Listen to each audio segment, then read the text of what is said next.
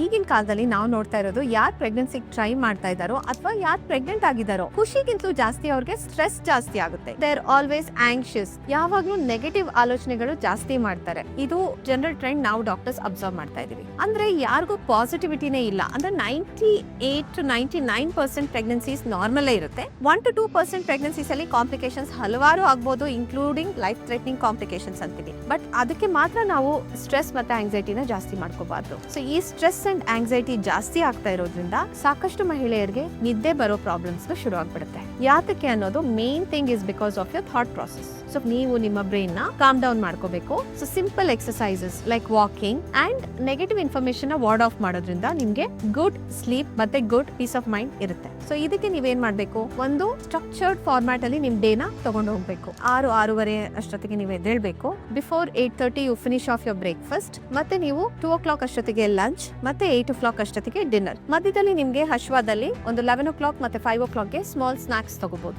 ಅದೇ ತರಹ ಊಟ ಆದ್ಮೇಲೆ ನೀವು ಒಂದು 1 to 2 hours ಮತ್ತೆ ನೈಟ್ ಅಲ್ಲಿ ಊಟ ಆದ್ಮೇಲೆ 8 hours ರೆಸ್ಟ್ ಮಾಡೋದ್ರಲ್ಲಿ ನಿಮ್ಮ baby growth will be beautiful.